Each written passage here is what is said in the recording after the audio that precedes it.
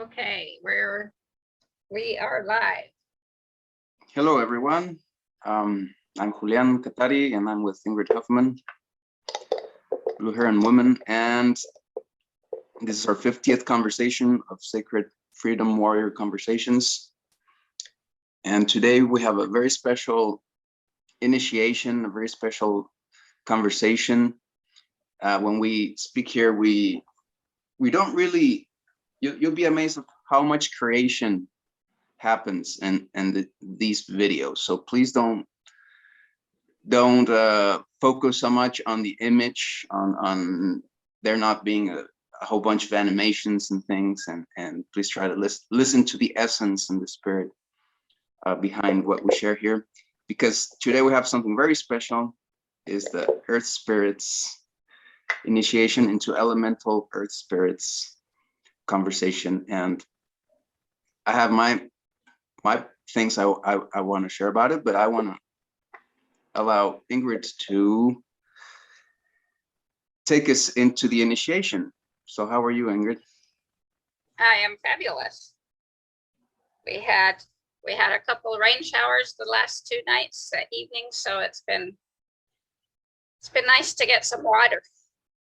Oh yeah, I saw. I was like, yeah, that's cool. They got some rain showers up there. Of course, it's not enough for them to say it broke the drought, but it was nice. It was so needed. So yeah, I bet. So what are the Earth elemental spirits? Well, so the ancient Taoists observed that yin and yang interactions universally follow 5 basic patterns, which came to be known as the 5 processes of energy, 5 phases, 5 forces, and 5 elements. The physical elements symbolically express the motion of the 5 processes that energy works in. And each of these 5 processes depend on the interaction of yin and yang, emanating from the primordial void. The forces that regulate the cosmos are identical with those that physically affect us and the planets.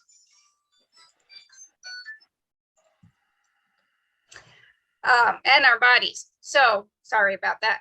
The movement of energy around the system is a cycle in which each element or phase gives birth to or generates the next. This is called the generative cycle, and then there's the control cycle.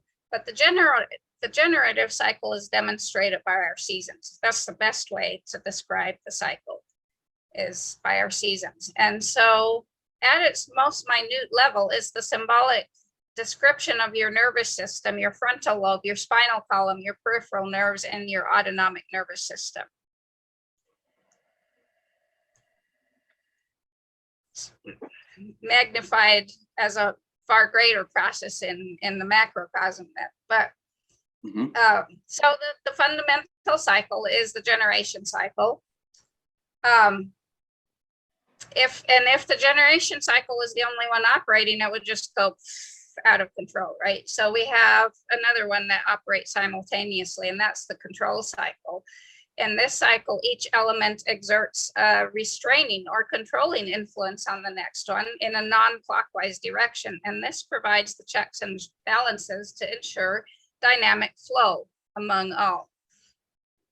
So like water controls fire, the way a bucket of water douses a fire. Fire controls metal in the way that heat softens and shapes the hardness of metal, and metal controls wood in the way that a knife carves wood. Wood controls earth in the way that tree roots hold the soil together, and earth controls water in the way that the banks shape a river's course and create a dam. So when we see these 2 cycles together, there's the opportunity for perfect harmonic flow. And each element has a relationship with every other element, and the 5 are interwoven and interdependent. Not one can be separated from the other.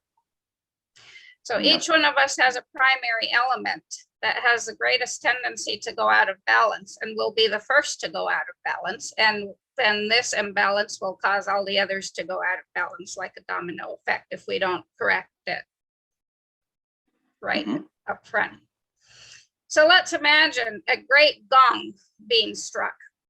Its powerful, sonorous voice note passes out into the universe, and all things of a similar vibration pick up that note and vibrate in perfect resonance. This is the process of resonance. So now imagine 5 great gongs, all of a different note being struck together in their 5 tones going out into the universe at the same time. Every single atom in the universe responds to one of these 5 and resonates. So the whole universe is in harmonic flow.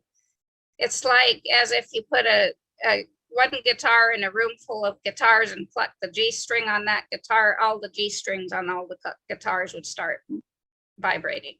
Yeah. So each element is like one of these gongs, vibrating with its own note, its own tone that resonates precisely and profoundly in all expressions of the element, which is a season of the year, a color, a sound, an emotion, an odor, an organ of your body, one of your sense organs, a set of tissues, a psychological state, a spiritual state. They all pick up the note and resonate in vibration with the great gong, that singing the same tone in harmony. Mm-hmm. So when we look inside ourselves, then with the help of our elemental spirits and throughout, we can discover that we're not separate from the great resonant frequencies of the universe, and that just like everything else, we resonate to the 5 frequencies. So the importance of Earth is reflected in the meaning of the word. It's one of the 5 elements. It's the name of our home in space. It describes the soil which grows the food that sustains us, and it's the supportive ground on which we stand, sit, walk, and sleep. All the other elements have a direction of movement, but Earth doesn't. She acts as an axis, a fulcrum, or center ground around which all the other elements whirl. Earth energy is neutral. She's not yin or yang. She's the place of balance.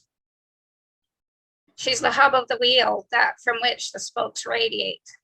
And this notion of centrality is seen physically in our bodies, the way the earth element organs of the stomach, the spleen, and the pancreas all sit right there in the center line and govern the digestive process. Mm-hmm. Psycho-emotionally, the earth energy likes to mediate and bring people together. And earth energy is also seen in the principle of gravity, but also earth, she creates shape, she creates form and holding.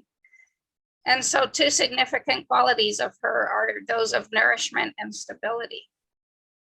She's the facilitator of transitions between the seasons. She's the fulcrum point, turning point. So each element gets expressed at the levels of body, mind, and spirit. The spirit transforms the material elements from dead weight into the vital matrix of our souls. So what is spirit? It's in English, it's the word that comes from the Latin spiritus, which means breath, spirit, soul, or ghost. So the Taoists believe that each human being doesn't have just one spirit, they have 5. And each spirit relates to the 5 elements and has a different role to play in your life and death.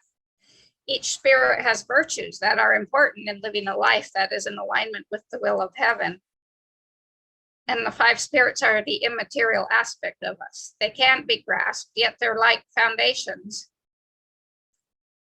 They're the foundation or the root of all that can be grasped. We can't grasp, we can't feel the spirits, but they're the foundation of everything that we can touch physically. They can't be seen except for as support for all that we see, hear, and feel through our senses. They're not abstract. They're the vital energetic expression of psychic and neurological processes. They affect our lives on a very subtle level unless we don't listen to them. Then they affect our lives very like turning our car over. That would be the metal spirits. You're not listening to me? Okay, yeah. They affect quality of our relationships, our creativity, our intellectual and emotional life. They affect our relationship to our bodies, our self-worth, our ability to make an impression on the world around us. When they're disturbed and not in harmony, our lives lack inspiration, direction, intention, embodied knowing, and instinctual potency. So the spirits must be related to and cultivate. They're like what a flame is to a lantern. When the lantern is lit, it's beautiful, but when the fire is put out, the form of the lantern remains, but there's not really any, it's just a shape, right? There's no fire in it. So it's just, the beauty is gone. So for the ancient Taoists, cosmology and psychology were fundamentally related. They imagined our inner world as a mountain inhabited by spirits. The mountain is a conduit of the Tao, the pivot point that connects the human to the celestial realm and the earth realm. So the spirits start their journey in fire, the infinite light of the utmost yang at the top of this mountain that they call Kunlun Mountain. And their journey is initiated when they are touched by the beauty and essences of the yin energy of earth. At that moment in time, their descent begins and transformation occurs when the yang spirits enter the cauldron of earth, or the human body, where they mix with the yin element. So let's talk about the yi spirits that hold the cauldron, that are the cauldron. Mm-hmm. We find the yi spirits at the horizon line. That's where they hang out, at the horizon line, the boundary line between spirit and matter, above and below. When we arrive at yi in our soul's journey from the high peaks of Kunlun Mountain, we leave behind the fiery golden regions of the Shen and the cloud realms of the Hun, where the mists swirl through the trees and tangle with the sky. And with the yi, we begin to feel the earth beneath our feet. It's no longer enough for us to know, to intuit, to envision, and to dream. Now we must put the solid weight of our being, the power of our intention behind the knowing that is in our heart, and the yi spirits help us do this. So when our yi spirit is fulfilling its function, we fully commit ourselves to manifesting our destiny and bringing the light of our spirits into the world around us. The yi is our soul aspect that lets the world know we mean to stand by our dreams. Yi is Middle Earth, the celestial pivot. Above is heaven, light, formlessness, infinite possibility, and the yang spirits of the Shen and the Hun, fire and wood, spring and summer. Below is matter, darkness, density, finite form, manifestation, and the yin spirits of the Po, the metal and fall, and the ji spirits, the water, our willpower, winter. So in the macrocosm of the planet, the yi are related to the fertile fields and meadows. These spirits of earth are enlivened by the sunlight and breezes of the heavens, and are fed by the minerals, waters, and essences of the underworld. The yi are the spirits of the creative, receptive energies of the earth. Their function is to receive the messages of the Shen, fire spirits, through the imprint of the Hun, and then manifest the way of heaven in concretized form. But let's say that word with great gentleness, because when you think of concrete, it's hard. There's nothing solid in earth. It's always moving, right? So, but in the microcosm, you and me, the yi earth spirits represent the powers of the earth in us. They are the spirits that give us the capacity for our sustained intention, purpose, clarity of thought, altruism, and integrity. They're related to the emotions of first sympathy. And this is, we have so many people now saying, I'm an empath, I can feel everybody's. Well, that's actually inaccurate. Sympathy is the point where you feel everybody's emotions and you get rocked and buffeted by everybody's emotions. When you work with your yi spirits, you can translate sympathy into empathy, where you know and understand the emotions that people are experiencing, but you stand like a tree, unbuffed, right? And then how good is an empath that is just this? If you know how you can't. It's like somebody gets sick, right? If you're like a total empath, you also get sick, and everybody gets sick, and everybody dies. Yeah, right. Somebody's got to be strong and be able to. Well, but that's the point. At the sympathy level, we can feel that, and we can take in people's sicknesses if we allow ourselves. So if we translate sympathy into empathy, then we stand like the tree that can wrap our arms around the suffering person, but not absorb their suffering. Right. And then we rise to compassion, where we see the big, it's like the branches of the tree then, where we see the bigger picture and hold a space of compassion. So that's the Yi spirits, is compassion. That's one of their virtues. And the spleen, stomach, and pancreas are their organs in the body. They support our capacity for thought, intention, reflection, and the act of applying ourselves to our heart's purpose. They give us the ability to concentrate, study, memorize data for our work, and they endow us with the capacity for clear thought. They allow us to apply our spirit to the world of form. They endow us, empower us, endow us with the power to stand behind our words through committed, persevering action. Through them, we gain the capacity to digest experiences and impressions and turn them into usable ideas that empower our action in the world. The Yi also endow us with the intent, purpose, integrity, and devotion necessary to plant and tend the garden of our lives.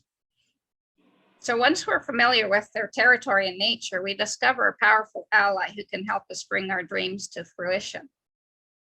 Yi is the psychic counterpart of the earth, the rich soil of our purpose that nourishes the gestation of our ideas so they can manifest in particle form in our lives.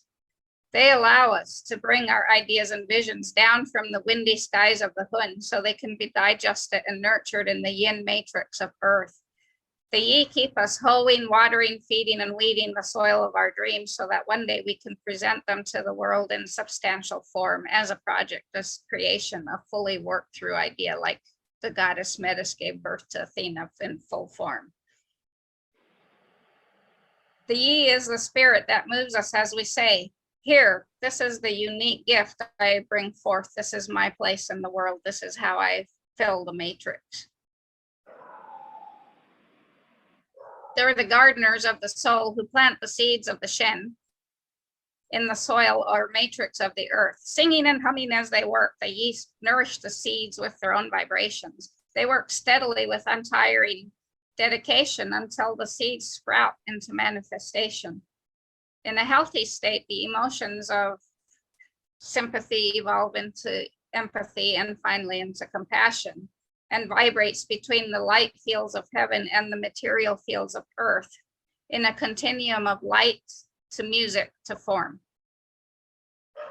I love the sound of the thought of that, light to music to form. So our form is made of music. The sound that manifests from this is your word, your declaration. This is where you stand. This is what you stand for. There is what you will stand with. Mm-hmm. The Yi give us the power not only to sing the music of our spirits into persistent singing, but also to apply ourselves to singing until the vibrations of our heart songs have crystallized into material form. They enable us to impress our unique signature into the world as we manifest heaven through our actions on earth. So our true identity is the materialization of our original nature and essence, our celestial sound in time and space, which reflects the intrinsic beauty and order of the Tao. It's a mantra, a word, a sound seed in us that is waiting to be unfolded. The Yi as earth is the intention and purpose in us that creates the possibility for the seed to sprout. So our relationship with food has a significant effect on our Yi spirit. Any abuse of food can muddle the heart and mind and interfere with our ability to set clear intention. Food abuse includes over-focusing on what we eat, dieting and fasting, which can all be ways to distract ourselves to go in unproductive circles around our stomachs. instead of moving out with our ideas and actions into the world. Yeah. So the very first step in cultivating the yi is to honor our relationship to nourishment, which is the only way we are fueled to manifest in our lives. So the next step is to make food sacred by saying a prayer of gratitude before eating. By focusing on the taste of the food, enjoying the food as you're eating it, delighting in the eating wonderful tasting food. Right. Giving it your attention and not putting the TV on and giving your attention to the TV instead of the food. Right. Yeah. Also by taking time to rest, to walk, to be quiet, and to have fun. Though I might say that might, that's if you're alone, then I guess some background noise is helpful sometimes. But if you're with people, you don't need no TV. Well, I mean, you can have the TV going while you're eating. It's just to pull your attention, pull your power away from the TV for a few seconds to enjoy your food, right? Yeah, I remember from a Toltec teacher, that was one of his big teachings. Do you guys put music when you eat? And a lot of girls would say, yes, I love that. And he said, well, now you should not do that and just try to put all your attention into the food. And like, what? No, I don't like that. But I guess and anything goes. So what's really funny about this is, I've told you before, when I first started my spirit-filled journey, my cousin's daughter did an angel class where she introduced me to my team of 5 angels. Mm-hmm. And one of them is my angel of intellect or intuition, and it's Archangel Gabriel. And last summer I was wanting to get to know my angel team better again.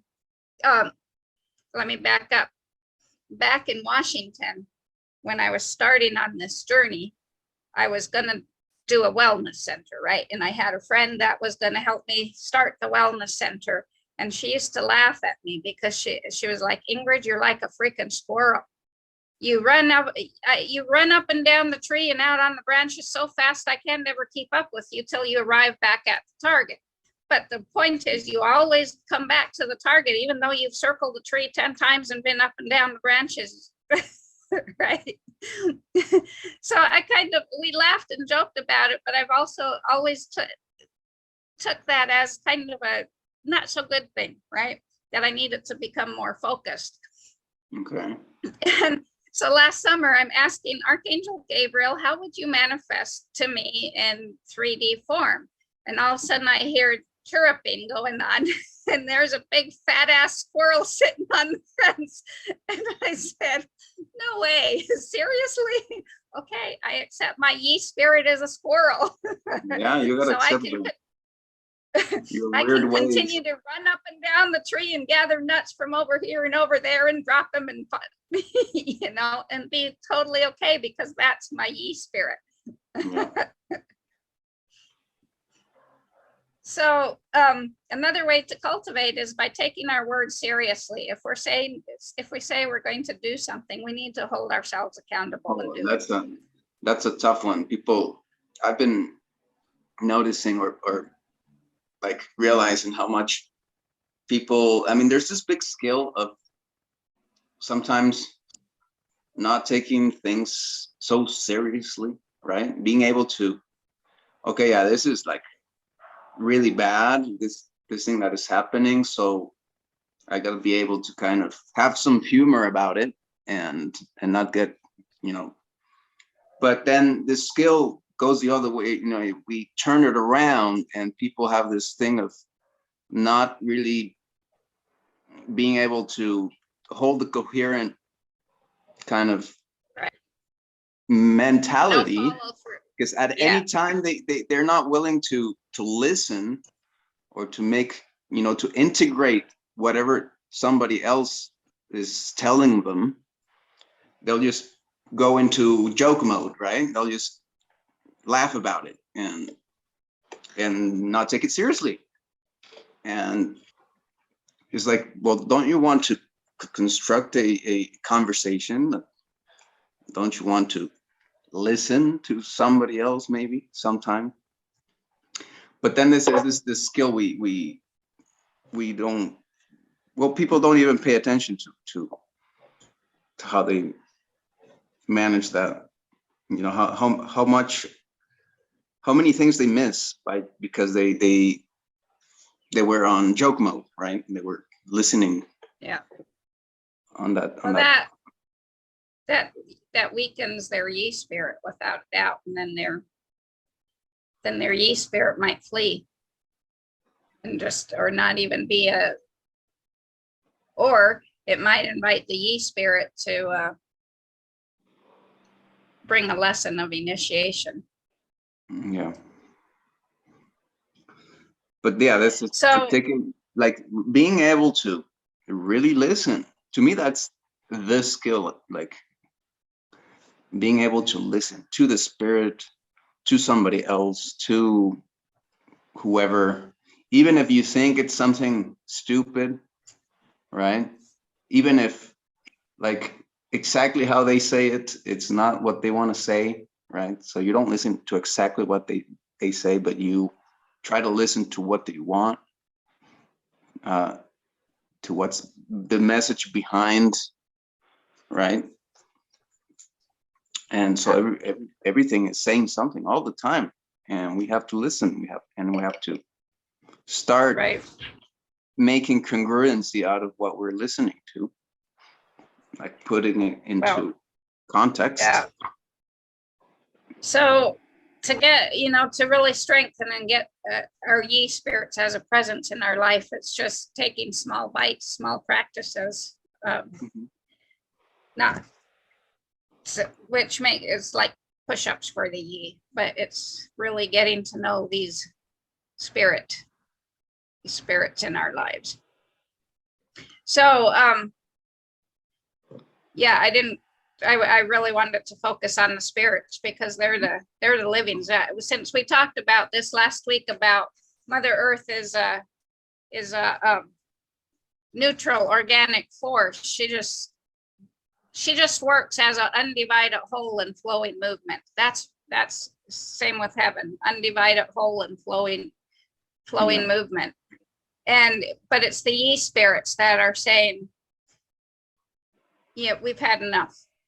We've had enough of your inattentiveness, your bullshit, your nonsense, right. I believe they are rising up, and they're gonna conduct initiations in our lives in a big way if we don't start listening to them.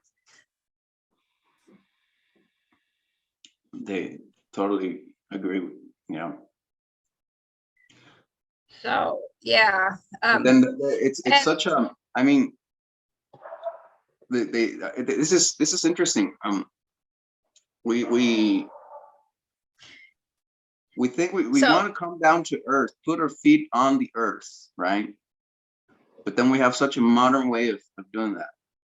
Like if we start speaking about, I mean, I bet there's somebody out there that is totally into creating an autonomous community and whatever.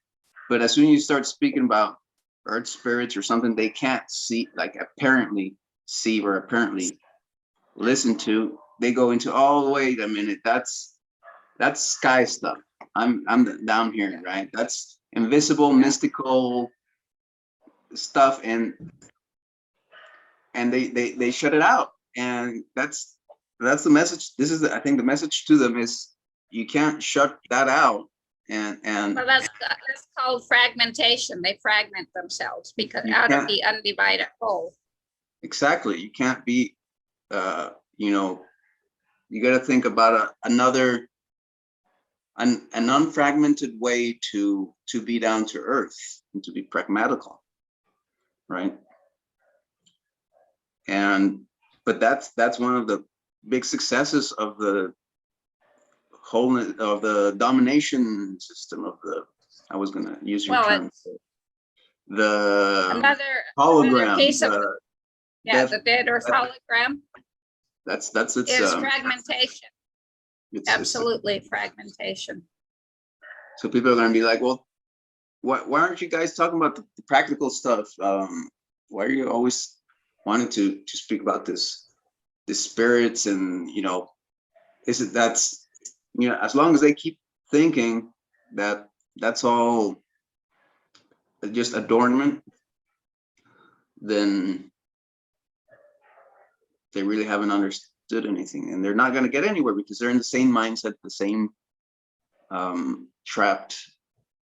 I was making today up a term, or wanting to kind of coin a word, but I was thinking it in Spanish, but something like Mediterranean mind or mindset, where you are somehow trapped in, and I was thinking about an urban, like Mediterranean mindset, where you are, and I was thinking about a friend of mine that when they, you know, they want, obviously they kind of know about the need to go into you know, a more or as like a truly sustainable lifestyle of being free from the system. They identify the system as evil, as a trap, as stupid, as anything you want to say. And but they're kind of trapped in the mentality of the, at least this friend of mine, in the urban, right? So when I, you know, he would think, now he's starting to learn after like 10 years that you can't be sustainable in a little house, right? That you need more space, that you can't, you know, grow all your food in 5,000 meters of square meters. You know, you need like a lot more space to grow enough food, right? But they're trapped in there. They're trapped in the idea, no, you can do it. You can do vertical gardens, and you can have a roof garden, and you can have you know, it's kind of like being trapped inside of the urban, right? The urban mindset is like they can't conceive the space, right? And I think that's everywhere, and in so many ways, that this, like, the mind is not able to cross the border. It doesn't have access to that sea that's out there of, Because they haven't connected with their ye-spirit, right? I guess it would come down to that. It would come down to that, exactly. For those who see the system and call it evil, they've got to stop themselves short and understand they're operating in total non-coherent dissonance. Because you can't see the system and call it evil while you're contributing to it daily, feeding it daily with your actions and your habits. Right. This is where we're having this great divide. This guy is, you know, I would give him a trophy of how little if he contributes at all. He's one of the people. Oh, he does, absolutely, with fragmentation. He's not even aware of how he supports and feeds fragmentation, the underlying system form. Right.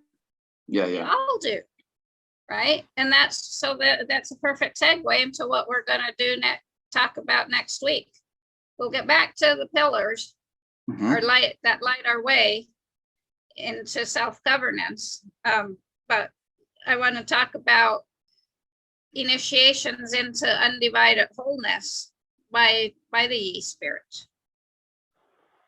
Initiations into undivided wholeness. That's, yeah, very necessary. Into undivided wholeness of flowing movement.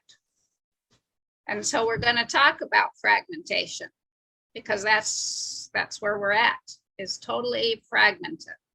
Right. Well, that's a very enlightening, very valuable piece of sharing that you did there, and yeah, it leaves me always. I always feel initiated when we have these conversations, so I feel like it opens up my mind into, even if there are things that I might somehow already know, it's not the same as when you listen to it from somebody else, and that somebody else actually understands it in a you know, in a different or a better way, or you know, it just grows. It's a lot more alive than just being alone and think about these things. So I think that that this is a powerful session. This was a very powerful session, and I hope that if somebody has that, if to someone that was listening to this had any type of meaning, if this was helpful in any way, I would ask them there to show their appreciation, to be reciprocal, at least in telling us and letting us know. Speaking of that word, one of the virtues of the earth spirits is reciprocity. Aini. Yeah. One of the virtues of the Yi is Aini, reciprocity. Right. If you're not being reciprocal at all times, that's the flow right there. That's part of it. Yeah, absolutely. To me, I mean, you know, once we talked about that, and then I included it as one of the 13 processes of natural law or natural flow.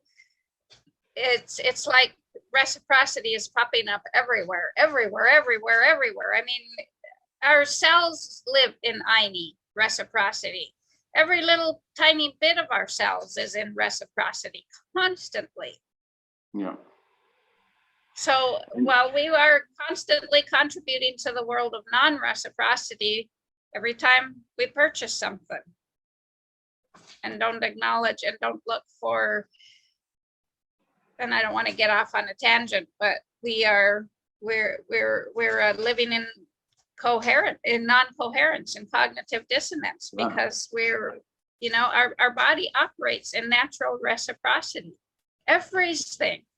It's amazing to think when you actually start getting this, it's amazing to think that they were able to have this very much existent machine of non-living system that works not with that, you know, it works out of, I mean, totally hijacks reciprocity, totally avoids or fragments or blocks, you know, the cycle of nature of reciprocity, and it just creates this black hole of nothingness.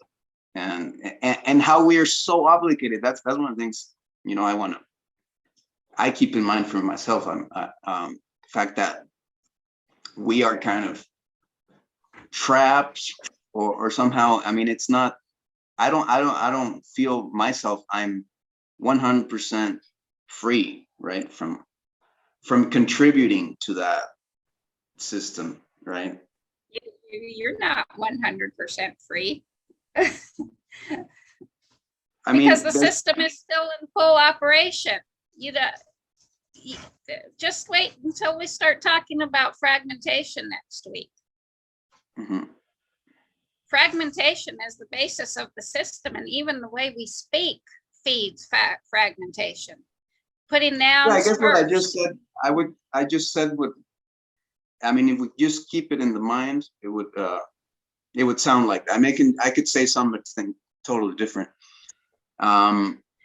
But you know, this is going to be a process. I'm still dealing with plastic, and it has to do with the fact that I'm not alone, the fact that everybody else around me is living in that system, and that's where, you know, that's what I'm trying to say. We're pushing this as a whole. We're trying to get people, trying to get the rest to come and to be free, and as until we're there, until everybody, or at least more people, are kind of getting it and becoming more and more fragmented. And that's another thing. It's not, you know, the decision might come from one day to another, but there's going to be a process. They're not going to learn. A process. They're not going to learn everything in one day. No. No, it's this the system of domination, addiction, fragmentation is so deeply embedded in us. We have to call on Jaguar every minute of every day to help us stop those parts that in us so that we can stop it. And it's not an all at once stopping. It's like, oh, I just fragmented. I just fed fragmentation. Okay, show me again, Jaguar. You know, like Don Miguel Ruiz says, we're the only species that punish ourselves 10,000 times over for the same thing. Animals, they you know, they run through a barbed wire and tear themselves up. That's the only, but we take the barbed wire and continue to tear ourselves up with it, right? Yeah. So it is a process, and it's a constant asking the ye spirits. It's asking Jaguar to help us stop these and to say, today I stop. So this is one of my mantras. I am so happy and thankful now that I am stopping the habit of purchasing feed and hay for my animals.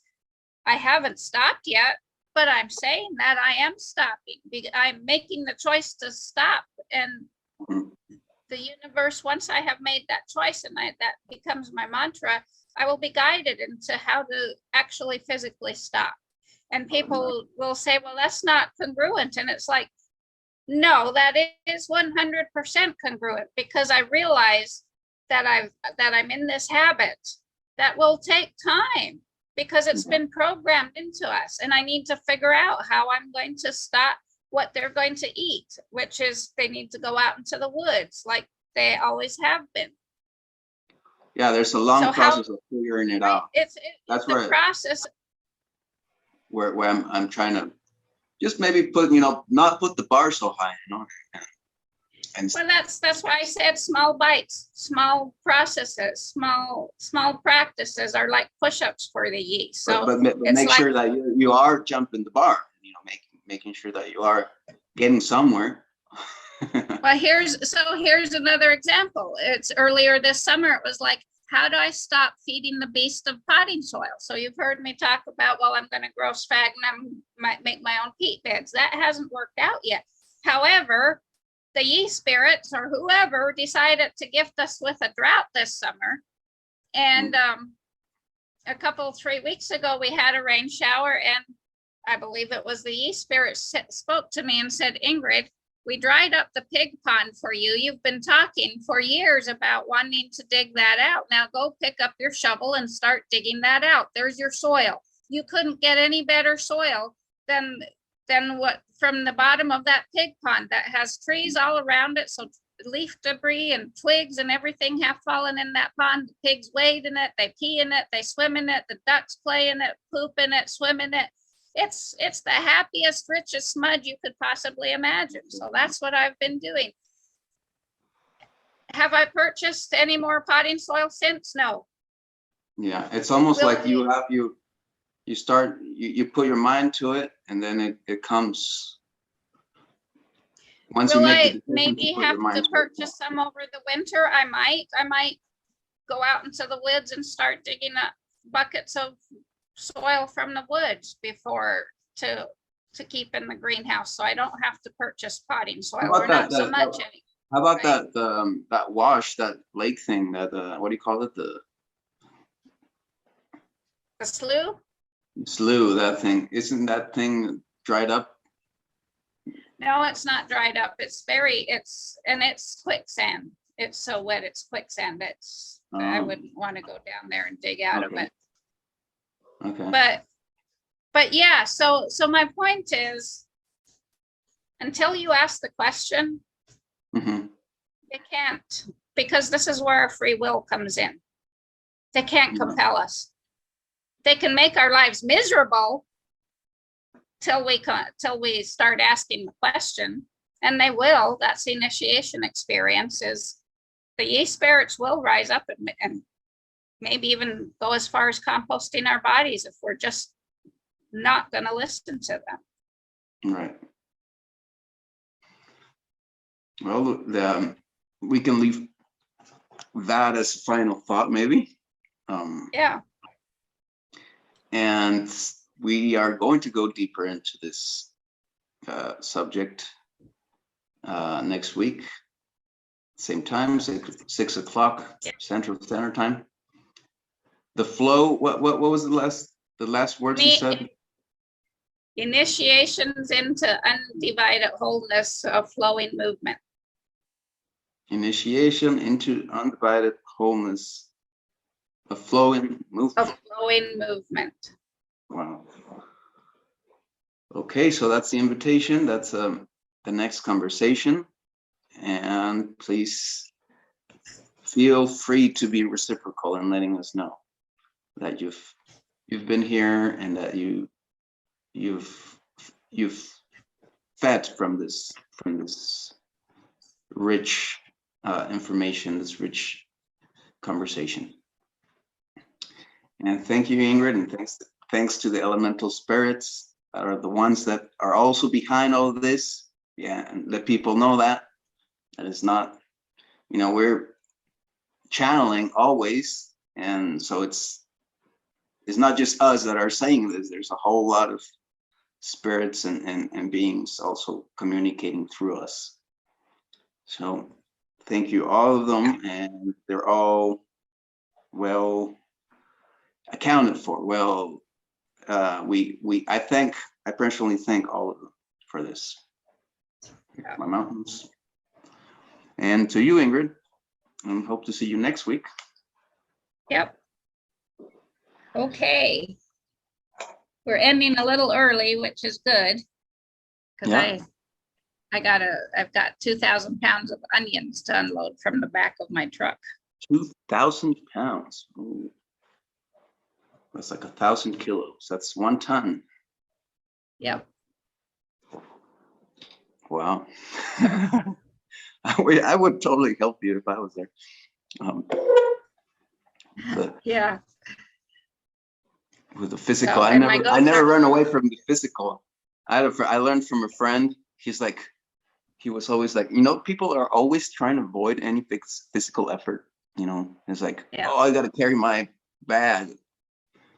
Yeah, or I got to pick up this is heavy. It's like, what are you talking about? That's a perfect opportunity to do a little exercise to get your muscles into, I have a friend who very proudly, egotistically says, I got married so I'd never have to lift anything again. That's a good one. That's a good joke for like a patriarchy, a very patriarchal. Yeah, can you get more addictive patriarchy than that? Yeah.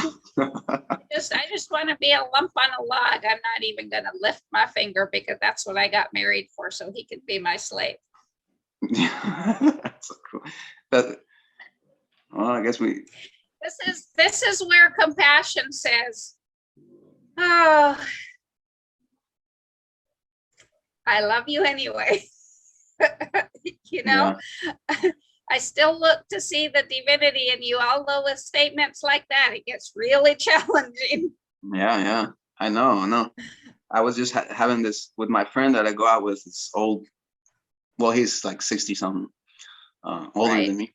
Oh, he's not really like old in the sense where he still goes out and he still parties with me, and because I like to go, and we like to go listen to live music, and right. Cool. But then I was, he is very, very patriarchal. I mean, he's totally taken over by that mindset, and I notice sometimes he wants to like use me, right? He likes to use me, for example, he'll see some girls, right? And he's like, oh, I'm gonna go talk to them, but then he'll find a way to make me go talk to them. Because obviously I'm younger, I'm a little more, I have and I can say better things, I don't know. So he wants to use me to do what he wants, how he wants to hide behind you. Yeah. Right. And I'm like figuring the way how to still love him, and still like not, because I don't want to go, oh, I'm not going to see you ever again because you're a total patriarch asshole. No, I don't want to think that way. But and you can, it's amazing. I can figure it out. I'm figuring out how to not be emotional about it and just knowing what to say and laugh, you know, when he expects something of me and I just simply don't comply, and I'll just laugh about it and not feel bad about it. Right. But then it's difficult for him to get him not get mad at me if I start like not giving him everything he wants, the little guy, the little baby wants. Yeah. Hey. That's so fun. Well, that was fun, Ingrid. I'll be working lots. If you wanna ever send me a message. Just this Friday, I got distracted with the kids, so I didn't write back right away. But otherwise, this week I'm alone.